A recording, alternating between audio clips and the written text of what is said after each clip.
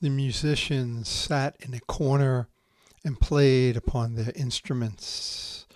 The guests danced to the music and were merry, and the house was filled with joy. But a deaf man passed outside the house. He looked in through the window and saw the people whirling about the room, leaping and throwing about their arms.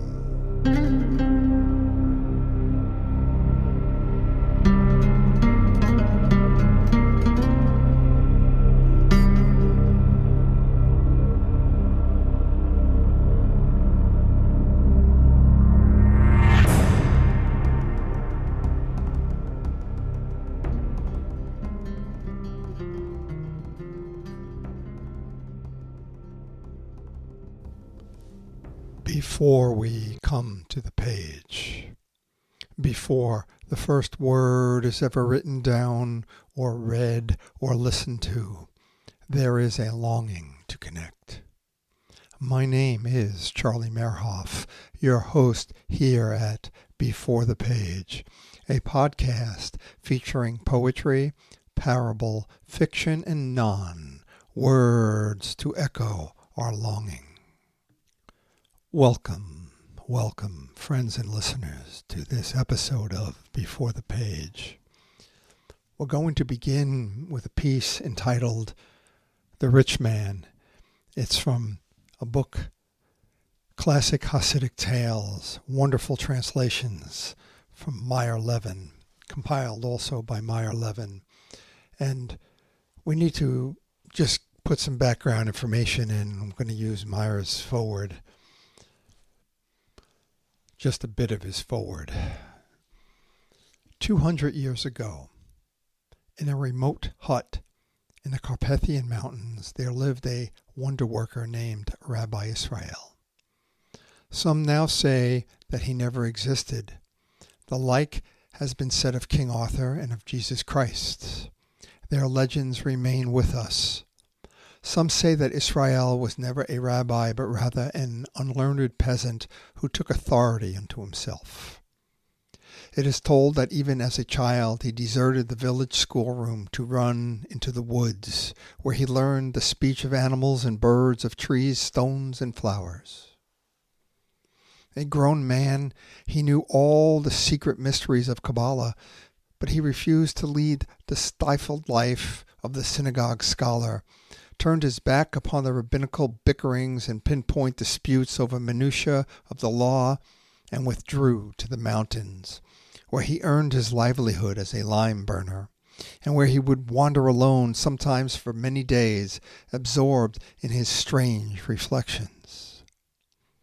When Israel came down from the mountains to Medzibaz, it was to teach men to live with abounding joy, for joy in every living thing, he said, is the highest form of worship. The woods were holy, and the fields, every stone and blade of grass contained a spark of the living soul. Every act of living, breathing, eating, walking should be accomplished with fervor, joy, ecstasy, for every act spoke to God. Scholars who had passed their pale youth huddled over tomes of the law lifted their heads and for the first time saw the sky. He drew them out of the murky synagogue into the open fields. There too, he said, God would hear them. He did not violate tradition, he enlarged it. He was observant of every point of the law, and he revered the house of prayer, but he said again that divinely simple truth that becomes lost in the ritual of every religion. He said that the full-hearted desire to worship was more important than the form or place of worship. Disciples gathered about him. Soon legends began to grow of the wondrous deeds and teachings of Rabbi Israel. And then he was called the Baal Shem Tov, which means the master of the wondrous name. By that name, he had the power to do miraculous deeds. He went from one end of the earth to the other in the space of a single night. He conquered the wild boars that the sorcerers set upon him. He pierced the iron wings that shrouded the earth from heaven. He drew the dead bride from her untimely grave. And this, dear listener, is The Rich Man, with a subtitle, How Rabbi Israel Saved a Rich Man from Damnation.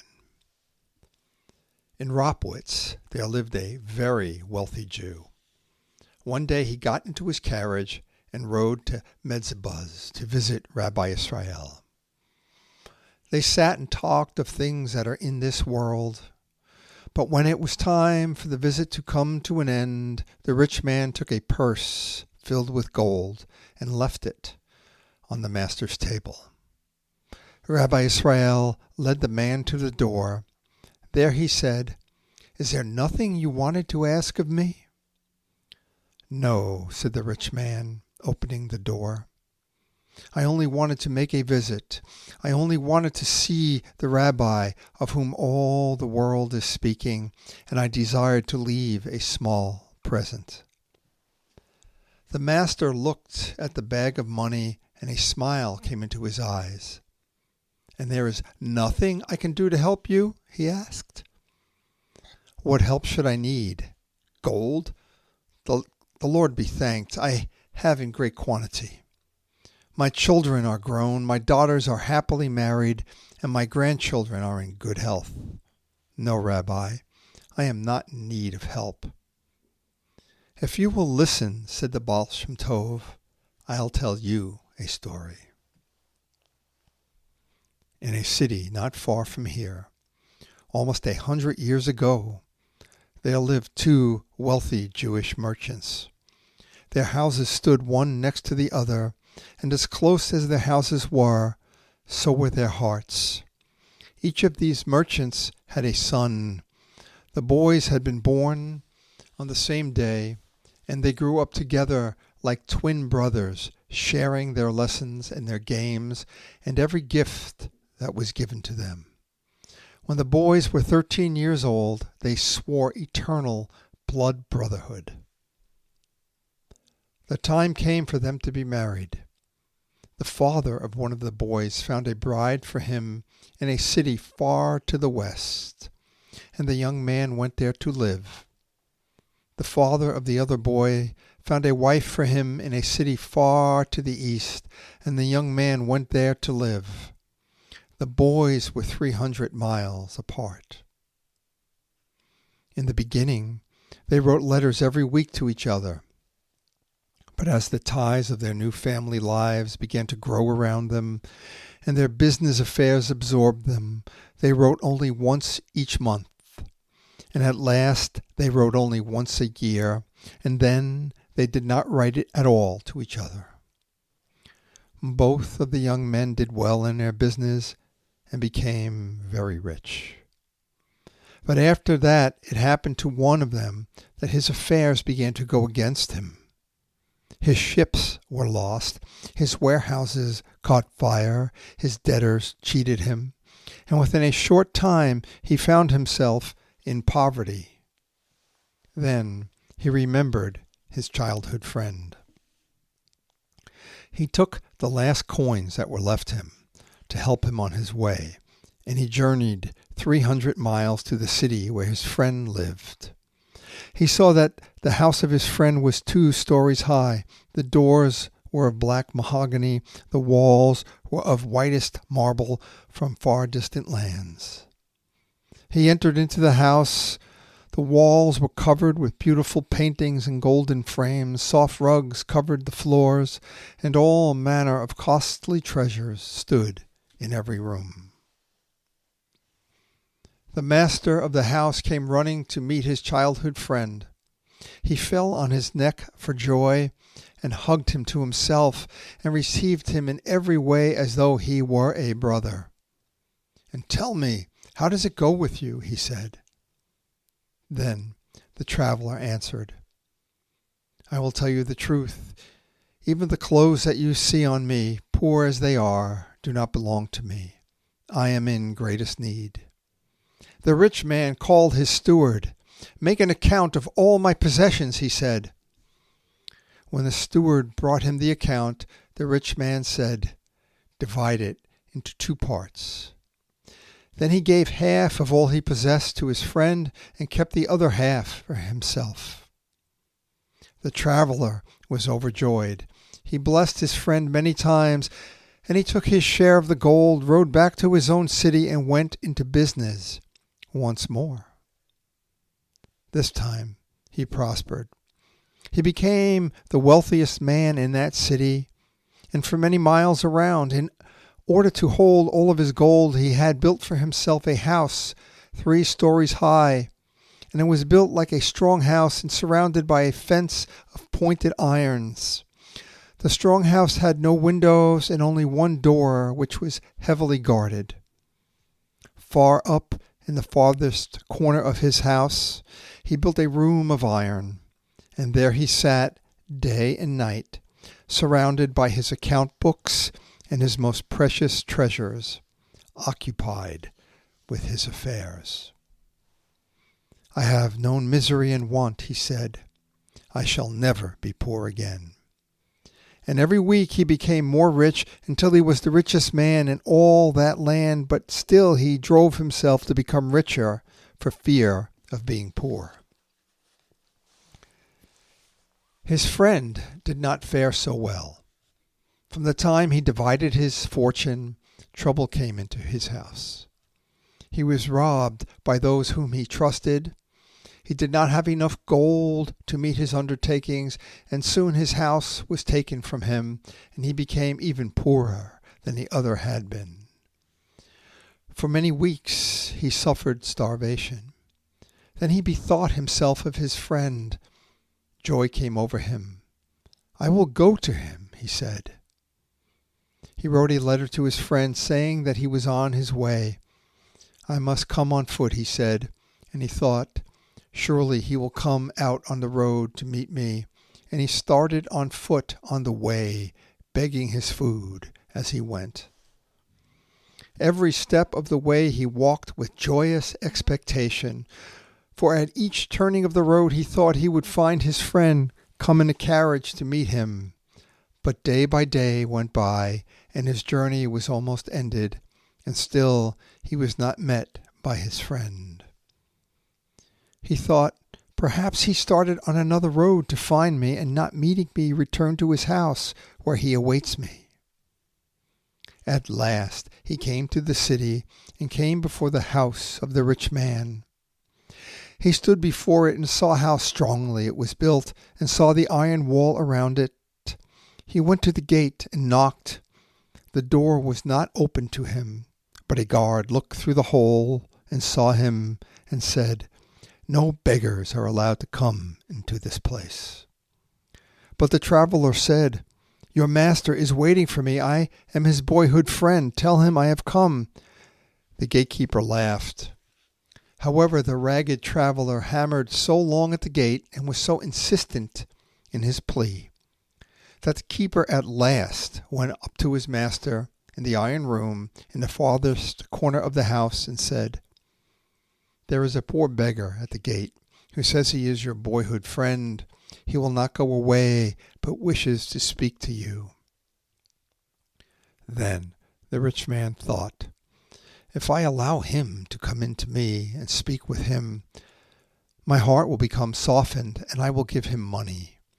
Perhaps I will even divide my possessions with him. Then I will fall into poverty once more. For see what has happened to him who was foolish enough to give away half of his possessions. He has become a beggar. Have I not had enough of poverty in my life? No, I will not risk it." And he said to the keeper, "Send him away." The keeper went to the gate and said to the man, "My master does not know you." The generous friend cried, "But you do not understand. He does not understand. Tell him it is his brother." All day he cried outside the gate. He was weak from the long journey and from hunger, and his heart was broken. He saw that he was about to die. "I will not die here under his gate," he said. It will bring dishonor upon him to have a beggar die under his gate. He summoned his last breath and dragged himself away. Not far from the house of his friend, he fell in the street and died. A few months passed. The rich man became sick and also died. The souls of the two men came together before the Almighty and stood to be judged. The generous friend was given leave to come into heaven, but the share of the other was hell. Then the generous friend cried, I cannot go into heaven without him, for we vowed eternal brotherhood. Let me rather go down to hell with my friend than remain in heaven alone. The Almighty said, Hell is the lot of one, and heaven is the lot of the other. But you, who are doomed to enter heaven, if you do not agree with this judgment, then be yourself the judge, and say what should be done with your two souls. The generous soul said, It is not right to condemn my friend only because I died in poverty. Surely there was some mistake when he refused to admit me into his house. Perhaps his servant did not make him understand that a beggar asked bread of him. Almighty God, send both our souls back to earth. Let me be born in poverty and grow up to be a beggar, and let him again be the wealthy man. Let me come to him and beg for bread. So it was ordained. They were born again, one poor, one rich, and they lived in far separate places. And when the poor boy was grown, he was a beggar on the roads. Once he came to a great city. He came before a costly house, and he thought, I will go into that house and ask to see the master and beg bread of him. As he went up to the door, a peddler passed on the street. Beggar, the peddler laughed. Spare yourself the trouble of knocking on that door. Everyone knows that the master of that house has never given away so much as a crumb of bread to a bird. Yet the beggar knocked. He came into a great empty room. He saw the master of the house standing in the middle of the room. He went up to him and said, I am starving. Give me a crust of bread. The man looked at the beggar and laughed out loud. Every child in the street knows that I never give alms. He said, You are foolish to come here to beg.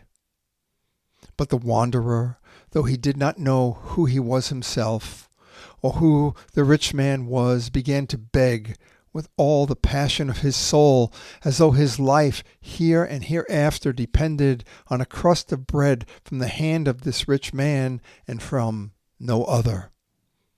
He fell on his knees, and his eyes were wild as with fever. Do not send me from you empty-handed, he cried. Do not let me starve. The rich man became angry. He shouted at the beggar, Go away! But the beggar would not. Then the rich man seized him by his shoulders and lifted him to his feet. Their faces came close to each other, and for an instant they saw into each other's eyes. Give! Cried the beggar with his last breath. The rich man slapped his hand across the beggar's mouth. The beggar was already weakened by hunger and strained by the wild passion that had taken possession of him. The cord of his life was ragged and hung on a single thread, and the blow snapped that thread in two. The beggar fell down lifeless. The Baal Shem Tov stopped talking, for he had finished telling the story. Then he looked at his visitor and said, And have you still nothing to ask of me? The wealthy man could hardly breathe. I am that wealthy man, he gasped. Rabbi, what shall I do? Take all that you possess, said Rabbi Israel, and sell it for gold. Take all the gold with you and go along the road. Wherever you meet a poor man or a needy one, say to yourself that he is of your dead friend's family. Give away all the gold that you possess to the great family of poor people that your friend has left in this world. And when you have given away all that you possess, beg and give what is given you to those more needy than yourself. Give and love those to whom you are giving.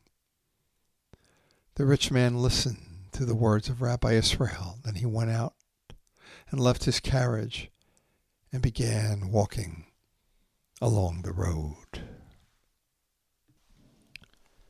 And we're going to end this episode, friends, with a short piece entitled The Mad Dancers, also from Meyer Levin's excellent translation, Classic Hassidic Tales. Already the voices of opponents were raised against the Baal Shem Tov's teachings. For many rabbis could not understand his ways. Some said of him that he dishonored the Sabbath with singing and freedom. Some said that his ways and the ways of those who followed him and called themselves Hasidim were truly the ways of madmen. One of the scholars asked of the Baal Shem, "What of the learned rabbis who called his teaching false?" The Baal Shem Tov replied, "Once in a house there was a wedding festival. The musicians sat in a corner and played upon their instruments. The guests danced to the music and were merry, and the house was filled with joy. But a deaf man passed outside the house. He looked in through the window and saw the people whirling about the room, leaping and throwing about their arms. 'See how they fling themselves about,' he cried. 'It is a house filled with madmen.' For he could not hear the music to which they danced." Beloved listeners and friends, thank you again so much for listening to this episode. If you wish to reach out to Before the Page, that's easy enough. Email us at beforethepage@gmail.com, just how it's spelled, beforethepage@gmail.com. Be blessed.